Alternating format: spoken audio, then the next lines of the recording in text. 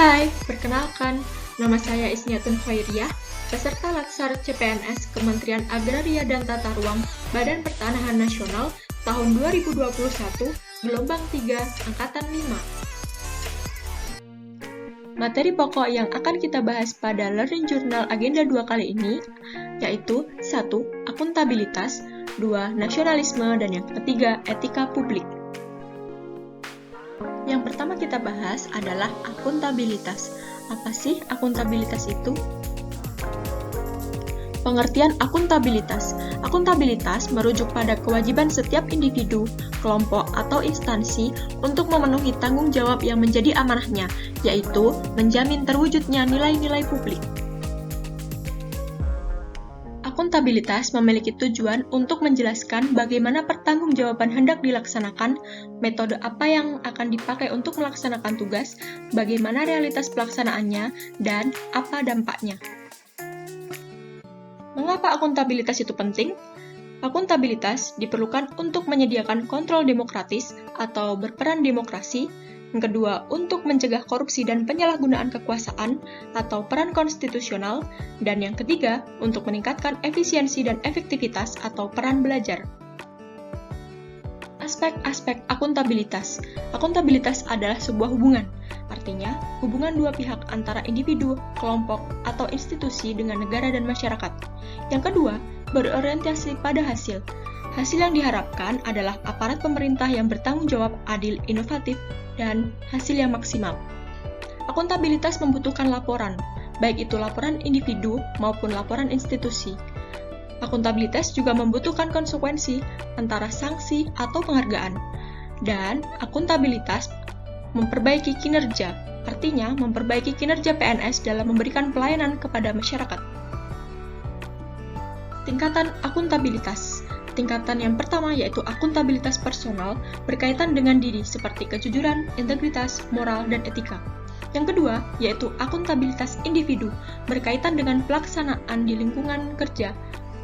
Yang ketiga yaitu akuntabilitas kelompok berupa kerjasama dalam kelompok atau tim. Yang keempat yaitu akuntabilitas organisasi, yaitu akuntabilitas internal maupun eksternal dalam organisasi yang membutuhkan pelaporan kinerja yang telah dicapai. Dan yang terakhir yaitu akuntabilitas stakeholder yang meliputi masyarakat umum, pengguna layanan, dan pembayar pajak. Mekanisme akuntabilitas birokrasi Indonesia.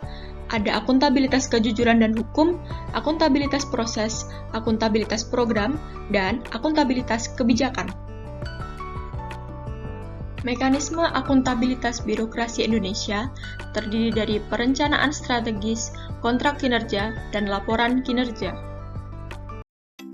Untuk menciptakan lingkungan kerja yang akuntabel, dibutuhkan aspek kepemimpinan, transparansi, integritas, tanggung jawab, keadilan, kepercayaan, keseimbangan, kejelasan, dan konsisten.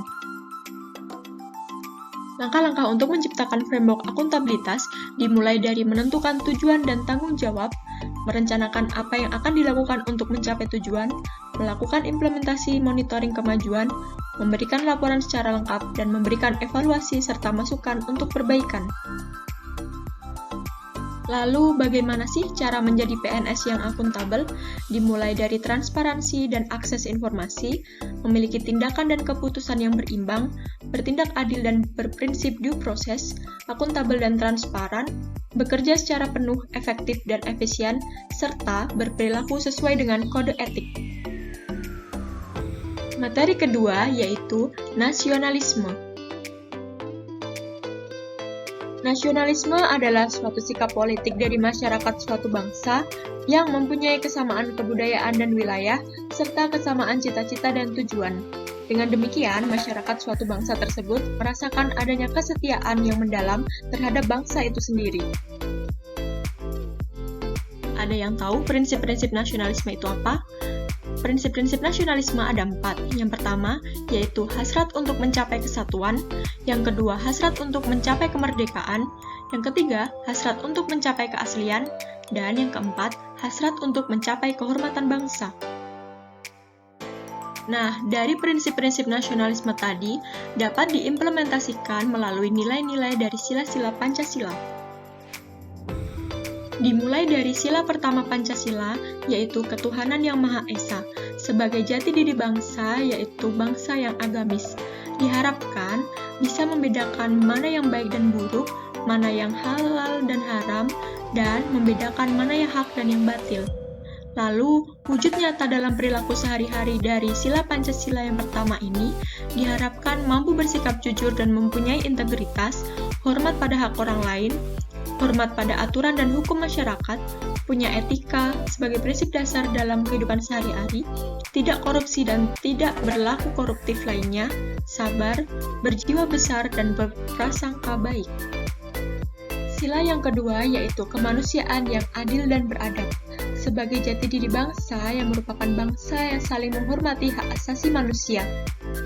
Hal yang ingin dicapai yaitu masyarakat yang mampu berlaku adil, menghormati hak asasi orang lain. Wujud nyata dalam perilaku sehari-hari yaitu berupa sikap toleran, tidak zalim, sopan santun, dan saling tolong-menolong.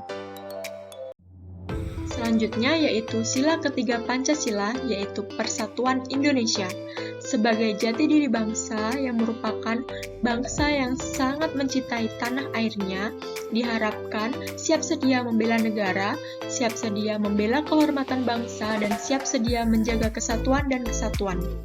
Lalu, wujud nyata dalam perilaku sehari-harinya bisa diwujudkan dengan sikap rukun dan damai, menjaga keutuhan bangsa, serta senantiasa menjunjung tinggi kehormatan bangsa dan negara. Selanjutnya yaitu sila keempat Pancasila yang berbunyi, kerakyatan yang dipimpin oleh hikmat kebijaksanaan dalam permusyawaratan perwakilan. Sebagai jati diri bangsa yaitu bangsa yang demokratis, hal yang ingin dicapai yaitu tidak mau menangnya sendiri, tidak ngotot, tidak menghalalkan segala cara, dan tidak berbuat yang merugikan orang lain atau kelompok lain. Wujud nyata dalam perilaku sehari-harinya dapat diwujudkan dengan sikap mau mendengarkan pendapat orang lain, siap menang tetapi juga siap kalah, sportif, selalu sesuai dengan aturan main atau mematuhi peraturan perundang-undangan yang berlaku, bertanggung jawab, tolong-menolong, dan tidak anarkis. Terakhir yaitu sila kelima Pancasila yang berbunyi keadilan sosial bagi seluruh rakyat Indonesia.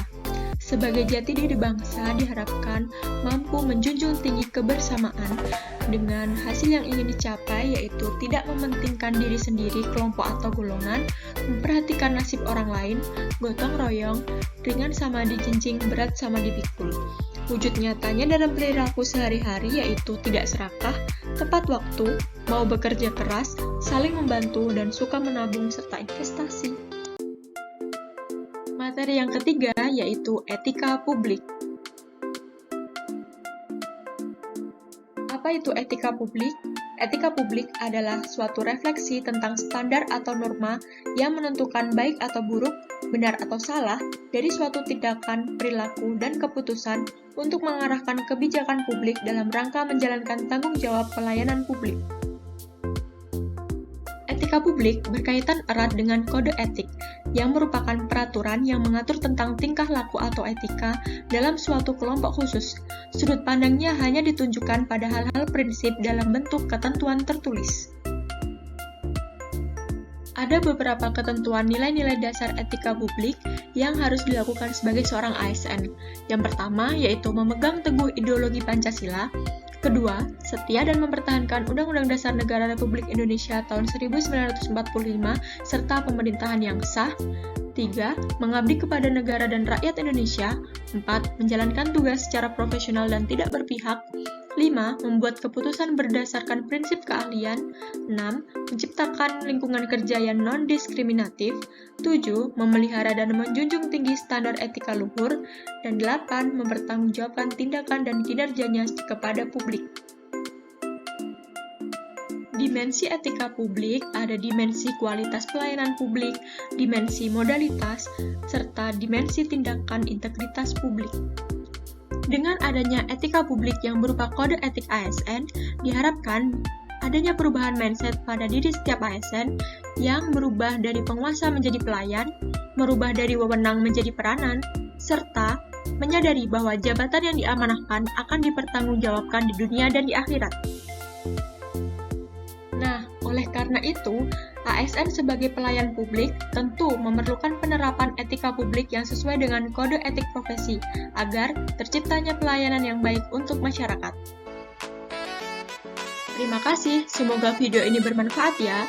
Semangat menjadi ASN muda yang unggul dan berkompeten. ATR BPN melayani profesional terpercaya.